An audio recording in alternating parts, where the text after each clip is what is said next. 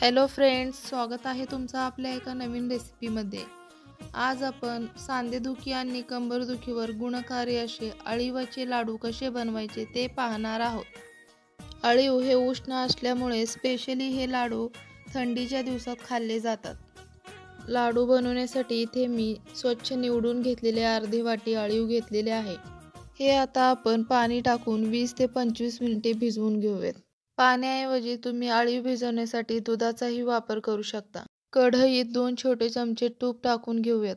यामध्ये 3 वाटी खोवलेले ओले नारळ, बारीक चिरून घेतलेले 1 वाटी गूळ आणि भिजवलेले अळीव टाकून चांगले मिक्स करून घेऊयात। सर्व साहित्य एकाच वाटीने मोजून घ्यायचे आहे। हे लाडू करायसाठी अगदी सोपे आहेत। गॅसची फ्लेम मीडियम ठेवून एकसारखे हलवत राहायचे आहे। गूळ टाकल्यामुळे सुरुवातीला मिश्रणाला थोडेसे पाणी सुटेल, नंतर हळूहळू जसे जसे आपण फिरवू तसे तसे मिश्रण कोरडे होईल।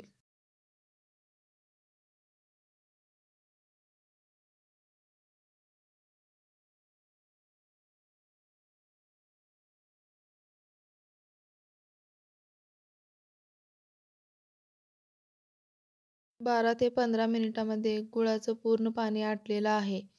आता गॅस बंद करूयात। शेवटी यामध्ये आपण कट करून घेतलेले काजू, बदाम, सुंठ आणि जायफळाची पावडर टाकून मिक्स करूयात। हे मिश्रण पूर्णपणे थंड झाल्यावर लाडू वळायला घेऊयात।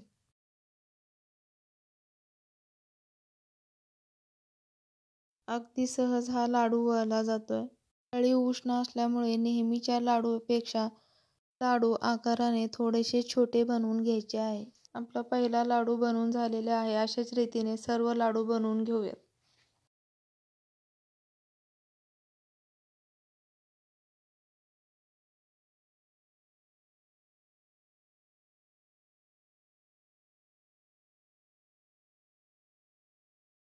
तयार आहेत आरोग्यदायी अळीवाचे लाडू।